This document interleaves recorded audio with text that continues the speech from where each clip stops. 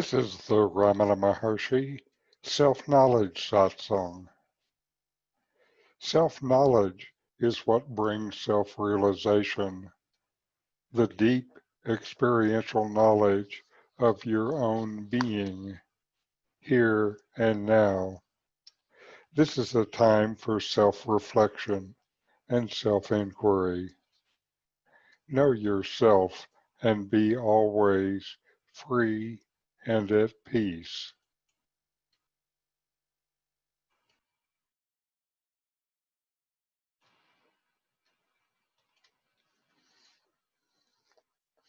Welcome. I'm Richard Clarke, hosting this satsang. I've followed Ramana Maharshi for 30 years. I took satsang for years from one of the finest teachers of Ramana, Nome of Sat in Santa Cruz. I lived in India near Ramanashram for many years. I am a seeker just like you. We're sharing what we love. I have been blessed with years of deep teaching, so this satsang is to share this with you.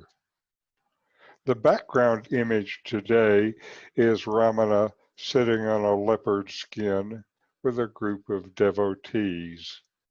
This is one of many Ramana group photos. There remain about 140 photos of Ramana with different groups at different times. I first found this photo with a caption, "The Center for Unlearning." This series is a paragraph by paragraph review of Ramana's seminal book, Who Am I?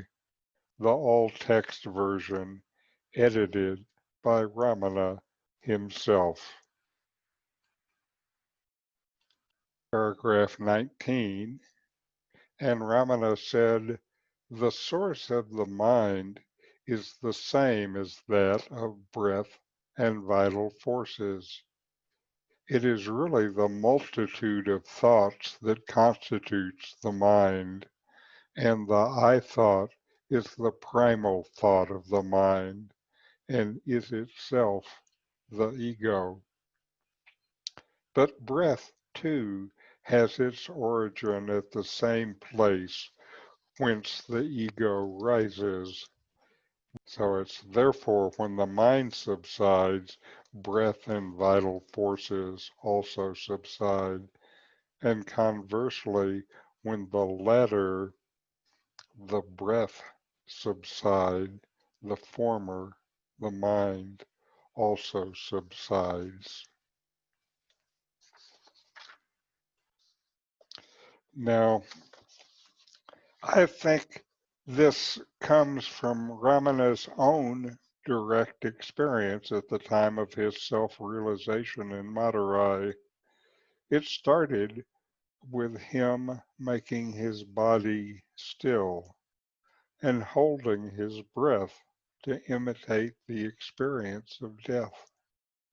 Holding his breath, stopping his breath. Then his mind stopped, and he was plunged into his own depths. He never recommended breath control as a practice. Rather, he stressed self-inquiry, looking into your own existence. The source of the mind is consciousness. Without consciousness, there is no mind. This same consciousness is also the source of breath and the I thought. Ramana says when the mind quiets, so does breath, and when breath slows, so does the mind. This experience is the same for everybody. It has been known as an element in Indian spiritual practice for thousands of years. The mind-breath connection is why breath control is recommended by many teachings to slow the mind by slowing the breath. There's also a yogic idea of the connection between breath and the mind, saying, with each breath comes a new thought. So certainly there is a deep connection between breath and mind. Ramana continues on to say that the mind is just thoughts, and the I thought is the root of all other thoughts. If thought really stops, so does the I thought. That was Ramana's experience that day in Madurai. So some practice notes. Just notice within yourself what Ramana tells us. Thought and breath are deeply connected. Watch your breath. As you watch, it slows. As breath slows, your mind gets quieter. As mind gets quieter, you feel more peaceful. As you feel more peaceful, deep inquiry gets easier. Also, see if it works the other way. Plunge into the inquiry. Feel the peace of your own existence within yourself. Notice that with this, the breath also slows and gets more peaceful. This peaceful sattvic state is important. It's what's needed for deep inquiry.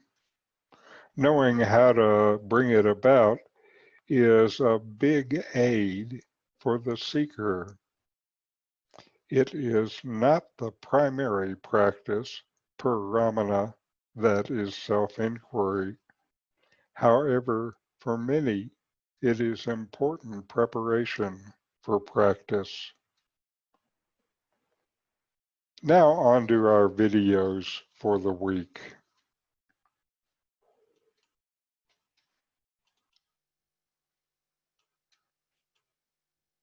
First is Swami Sarvapriyananda. This dynamic Swami is head of the New York Vedanta Society, and his talk today is overcoming disturbances during meditation. When disturbances come, do you know the disturbances, that it is a disturbance? Yes. Who knows? You know? Yes. That one which knows the disturbance, is it disturbed? No. Well, because you have been practicing so much, you will say that, oh no, it's not disturbed. Many people might feel that, no, I get disturbed. I was not disturbed, now I am disturbed. Again, I'll be peaceful. There's a wrong thinking there. As you said, the knower of the disturbance is not disturbed. Because the knower of the disturbance was there before the disturbance came. Clearly. Who noticed the disturbance? The one who was already there before the disturbance came. And the knower of the disturbance will still be there when the disturbance is gone. Right? So the disturbance is not something that sticks to you, the knower. It comes up in your awareness, in the light of your awareness. In your light it comes up. In your light it is recognized as a disturbance. In your light also you recognize disturbance gone. That light is always free of the disturbance. Now instead of saying that light, oh it's good, that light is free of disturbance, say, I am free of the disturbance. Before the disturbance was there, were you free of the disturbance? Yes. After the disturbance has gone, are you free of the disturbance? Yes. Now follow carefully, when the disturbance is there at that moment, you are aware of the disturbance, right? Yes. You, the one which is aware of the disturbance, is that awareness disturbed? No. No. You are not disturbed. Yep. Let the dark cloud come in the sky. Sky is not affected. Let it be a cloudless sky. Sky is not affected. Similarly, you, the awareness, let the disturbance come. What happens is we have a feeling disturbance should not come. Here's the disturbance. Now I must chase after it. It's caught you. Now you are using the mind, which is now a disturbed mind, and to make it a serene mind, and you get down to it. I have to sit like this, I have to breathe like this, I have to listen to the YouTube lecture, and all good. But at one time, you understand all of this. Whatever I'm saying, it's good to hear it. Even if you understand it at one point, it's good to hear it again. At one time, one must come out of this. Even when the disturbance is there, you know you are exactly the same Brahman. Absolutely nothing to be done as far as your nature as Brahman is concerned. Think about it this way. You are calming the restlessness in one mind. You're using Vedanta and meditation and breathing. But you are the same consciousness in all minds. How many minds will you calm down? There are minds which are terribly disturbed in this world. Are you going to go out and calm down all those minds? No. In those minds, the consciousness shining in those minds, is the consciousness in itself disturbed? No. Is the sky in a smoky pot smoky? No. Is sky in a dirty pot, does the sky become dirty? No. In a sky in a pot where there is holy Ganga water, does the sky become purified? No. It is always pure. You are that unchanging, ever pure, ever shining consciousness, especially in the midst of disturbance. Yeah. That is a great help. You can still see a but. No. So my question here was exactly like, so when there was a disturbance, right? Immediately there is some alertness. I don't know, maybe how best I can put it. Alertness is a good word. Yeah, right. So then I'm not being deceived, maybe I can put it like that, and I'm able to recognize the reality in there. Right? And then followed by peace, obviously, right? Then desire is no more bubbling up, and then followed by bliss. There is something which is making me alert, right? I don't know if I am still not getting it. Suffering is making you alert. Oh, okay. You see, when our real nature as that pure consciousness, pure being, that is holiness. That is always available to us. But we don't continuously think about that. I am Swami. I don't continuously think I am Swami Sarvapriyananda, I am Swami. I don't continuously think. But if somebody asks me, what's your name? I say Swami. That name Swami is available to me all the time. It is continuously available to me. Not that my mind is dwelling on it. Your nature, Atman, pure consciousness, pure being, is always available to you because it's always there, eternally there. It's not that you have to always think about it. When the mind gets embroiled in suffering because of its past conditioning or because of blows from the world outside, then that suffering recalls that your real nature. And you relax into the peace of that. Yeah. It's suffering. It's suffering which alerts you to it. This constant awareness of the Atman is not that I'm constantly thinking I'm Atman, or I'm Brahman, or I'm one with God. No, not like that. That's a mantra, you're repeating it. But it's not like that. There's a website actually, a very nice name. Never Not Here. That's a good one. Never Not Here. The Atman is never not here. There'll never be a time when the Atman is not available to you. It is there. Whenever you need it, it's available. Somebody asked the Holy Mother in a slightly different context that, are you the Divine Mother? And she finally had to say yes. And then somebody asked, are you always aware of your divine nature? She said, no, my child. And that way, how could I go about doing all the work that I do? Then she says, fine, that's very, very interesting. Whenever I want, it's there. Yes. One Swami told me in a very simple, very cute example. He said, it's like your favorite pillow. Whenever you want to relax, it's there. You can put your head back on it and relax. Yeah. Thank you so much. Thank you.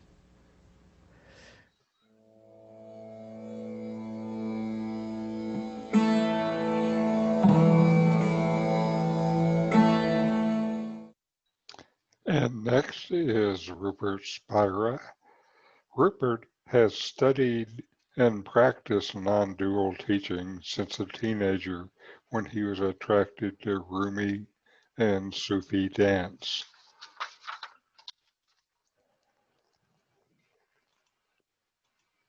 This is the his belief, best talk. simply the belief that experience is divided up into separate parts. That instead of experience being one seamless, indivisible totality made out of consciousness or awareness, there is a belief that awareness doesn't permeate all experience equally. It just permeates this little cluster of sensations called the body-mind. With this belief, awareness is shrunk into the body. Of course, this never actually happens, but it is imagined to take place. So once we have, through belief, through imagination, shrunk awareness into the body, the world, objects, and all others jump, as it were, outside. So this belief that what we are is a separate entity is the mother of the world, the mother of the outside world. It is the belief with which the idea of the outside world is born. Once that belief has taken place, we are, as it were, destined as this entity that we imagine ourselves to be. We are destined to go out into this imagined world, seeking the love, the peace, and the happiness, which is in fact inherent in awareness. In fact, it's not inherent in awareness, it is awareness. Happiness is the nature of consciousness.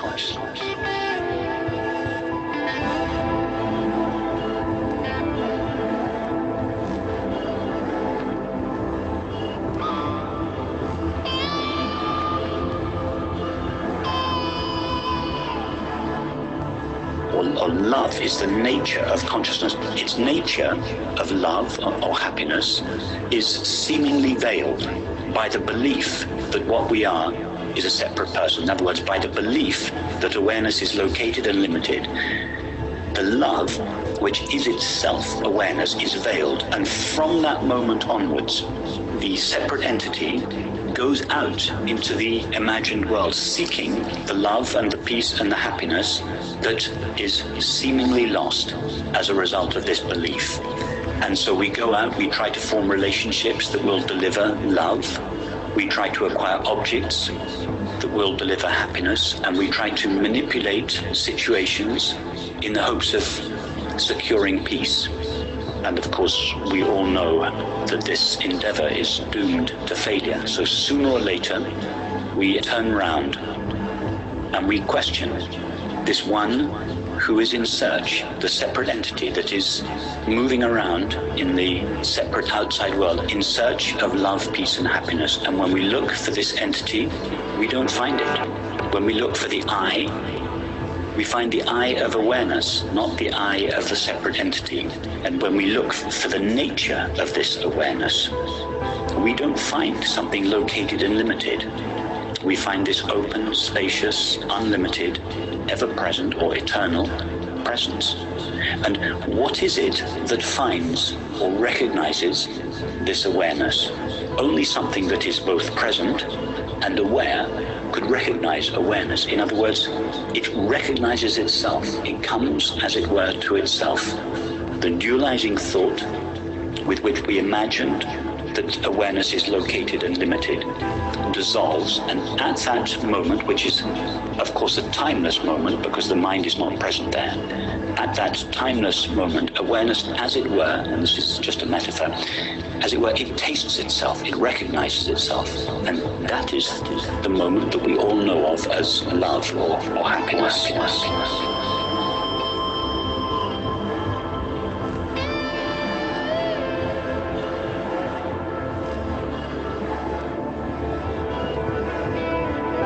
When the mind rises again, it rises up out of this timeless taste of our own nature, and it misinterprets the experience. It again recreates the separate I in the body and the separate you or world out there, and it says, I love you, or the object that I acquired was the cause of my happiness. So the whole round of seeking for love in relationships and for happiness in objects starts all over again.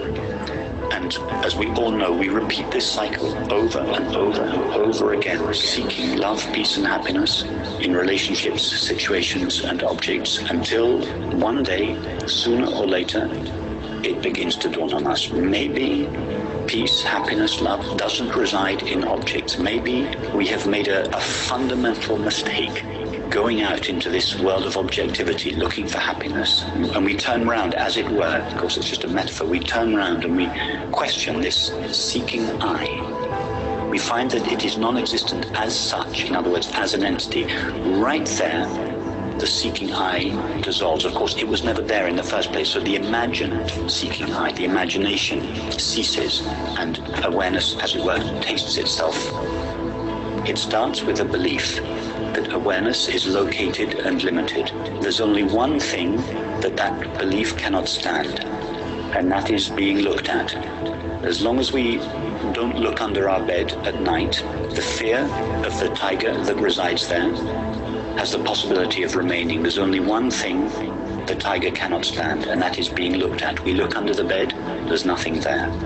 There's only one thing the separate entity cannot stand, and that is being looked at. Because when it is looked at, it is found to be non-existent.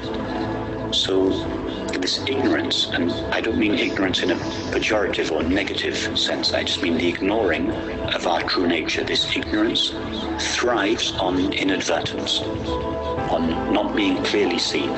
And when it is clearly seen to be non-existent, existent.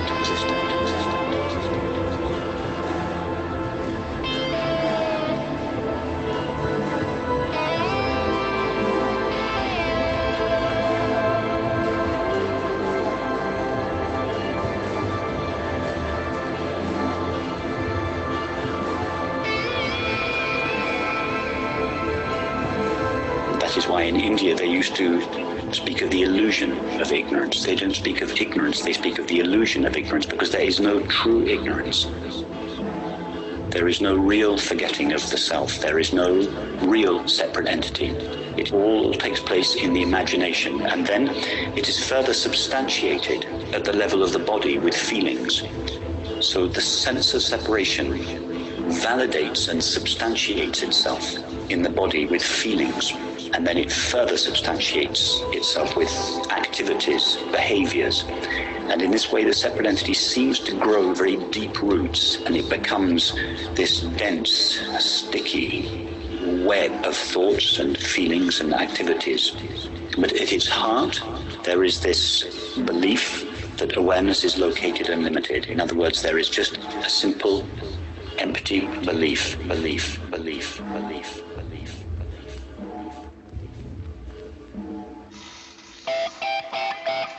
Once we become interested in spiritual matters, then these conventional means, substances and all the usual addictions that we know about, whether they're just subtle or more displayed, once we become interested in spiritual matters, the separate entity feels that it can no longer hide in the conventional addictions to substances and relationships. So it has to find a more subtle guise.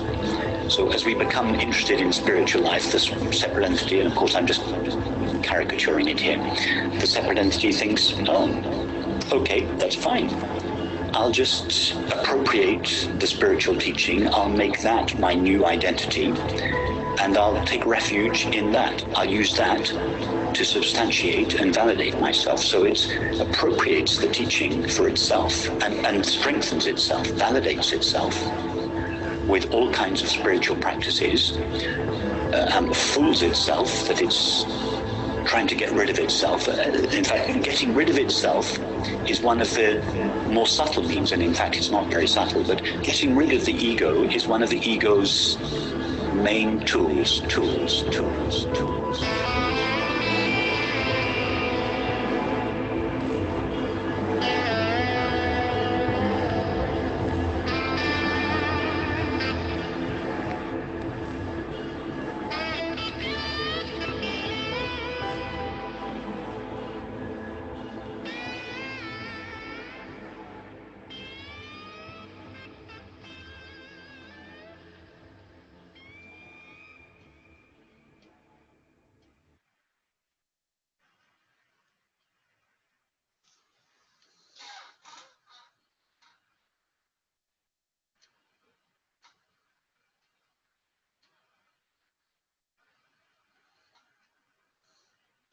And next is Nome. Nome was my teacher for many years. Like Ramana, he had a spontaneous awakening in his teens. Meditate along with him to experience what he's talking about. Experience it, don't just think about it. Here, Nome will talk about silent knowledge.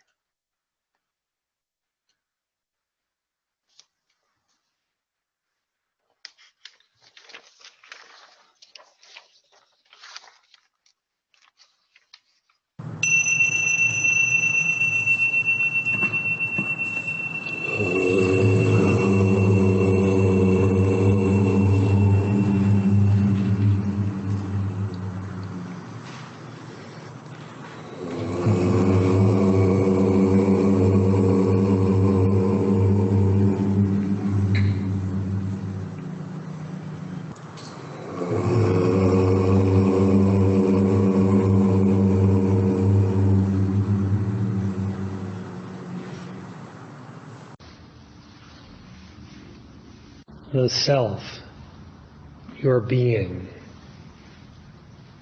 is innately egoless. There is in truth not even a trace of the possibility of a separate individuality and its consequent differentiation.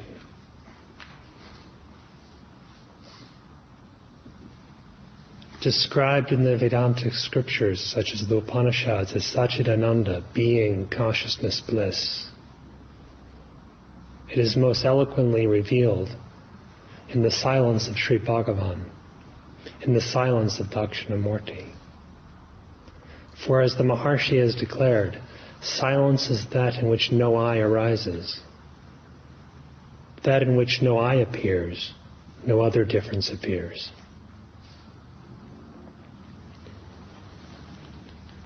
Only if there is the notion of I will there be the notion of this. Only if there is the assumption of individuality will there be the further ideas of a mind, of thought as being existent, of a person, of embodiment, of a world, of this, etc. in the world.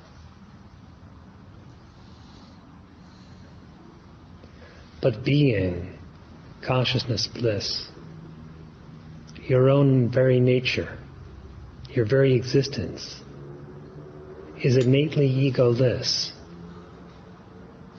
It is thus unborn and imperishable.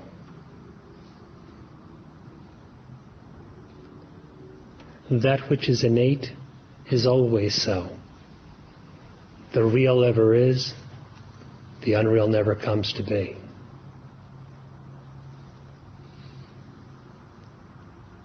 The entirety of suffering relies on ignorance. The entirety of such delusion is rooted in false definitions regarding oneself.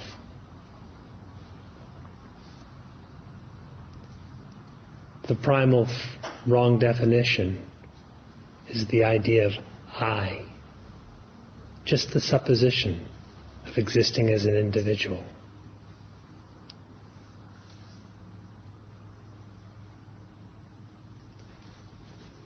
With that supposition,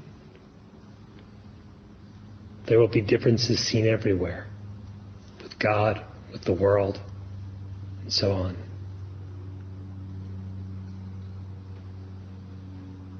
Without that I, where are the differences? For whom?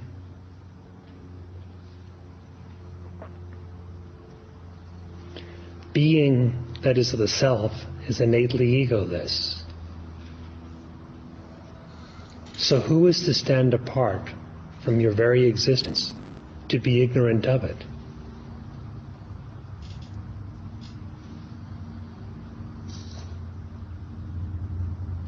Similarly, who is to stand apart to know it.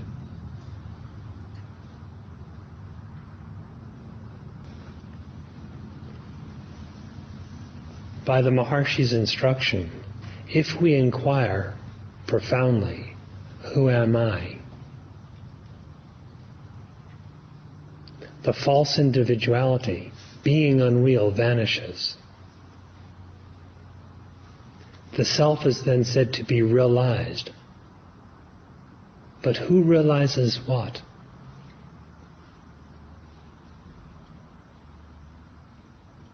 Delusion has become impossible, but it never really was possible.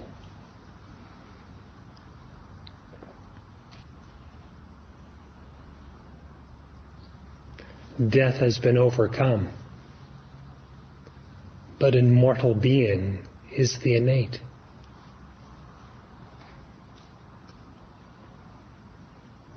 The mind has been dissolved, but the consciousness was always one without a second.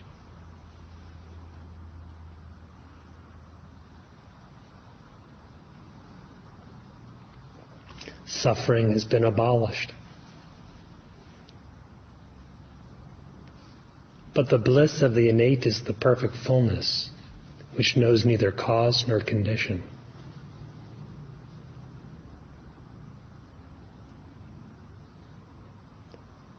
Therefore, self-knowledge is not a new attainment,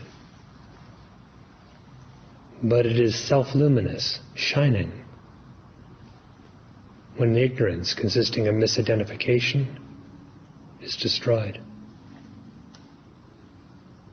To destroy such ignorance, inquire within yourself, who am I?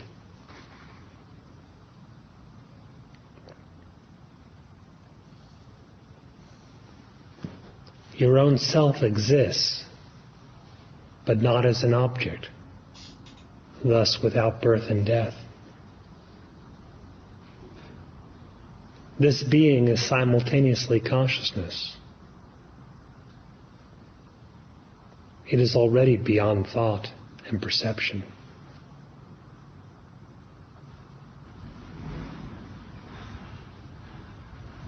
The Maharshi's silence reveals the reality whichever is.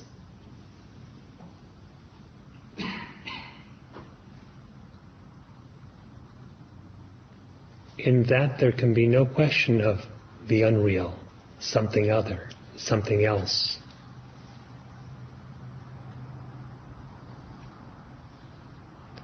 To realize this for yourself, inquire just as he instructed. Find out your own nature. Your own nature found, Brahman has been found. Brahman has found Brahman.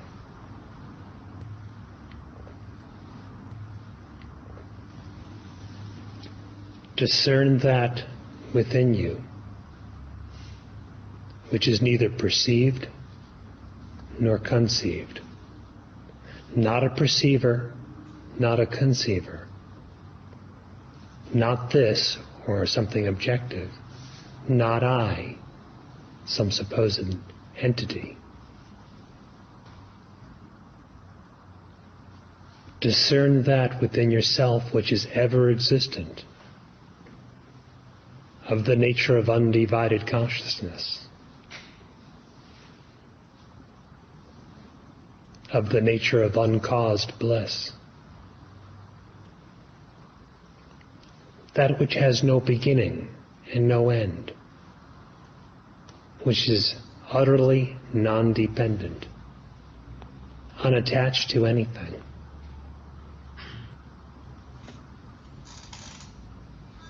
Discern that in yourself which is not a body, not a mind, not any kind of thing.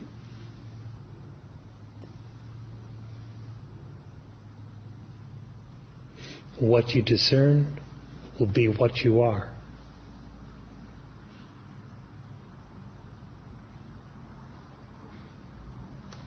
And that no words, no thoughts can describe or grasp.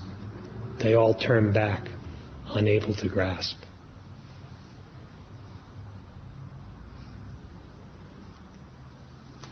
if what is being indicated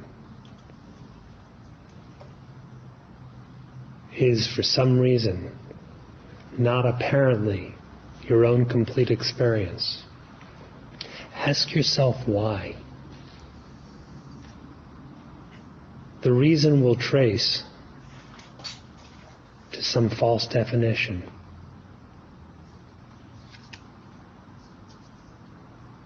The definition will always be rooted in I. Who am I? Inquire, and thus put to an end all of the imagined bondage.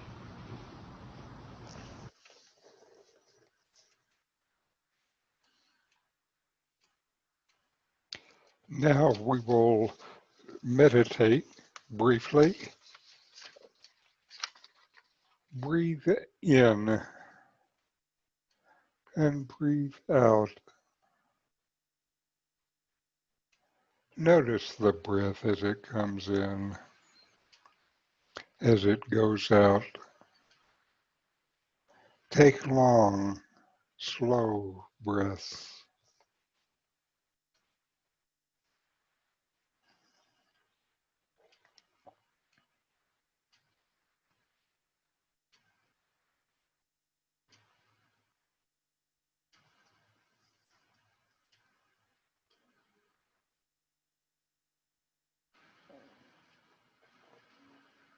After a few breaths, do you notice you feel calmer, more peaceful? Now you are ready for further practice. So notice that you exist. You exist, and you know that you exist without thinking of it or sensing it. This knowledge of existence is deeper than thought or the senses.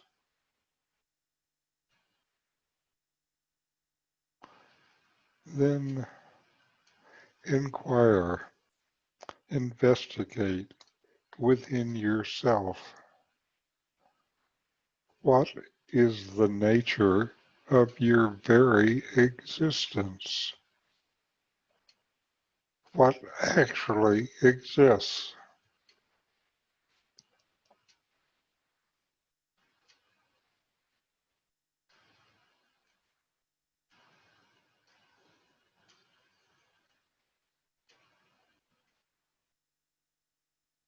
What exists must be always. Existence is always. You are always. What within you is always present, always there.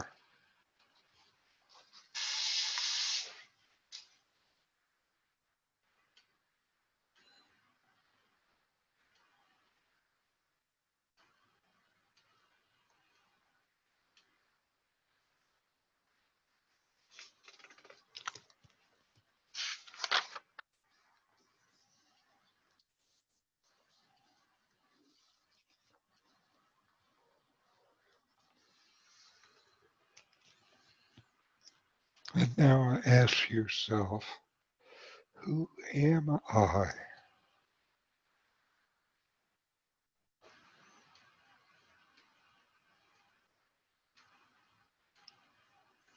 I can't be anything that comes and goes. I don't come and go. Who am I?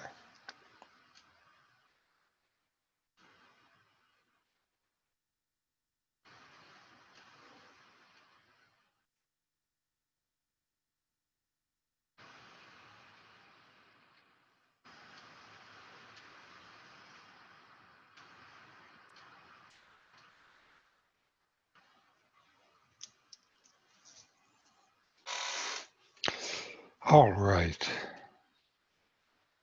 And we'll close with a short chant.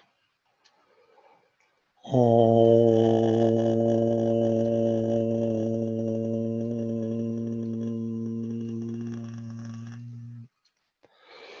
Shanti, Shanti, Shanti.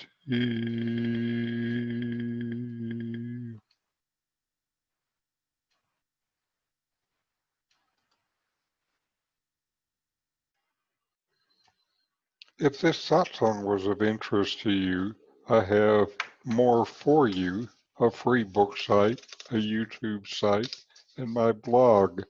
The URLs will be on the screen next. And these satsangs will continue in the coming weeks with this series based on the Ramana Maharshi book, Who Am I? Thank you for letting me share this teaching with you.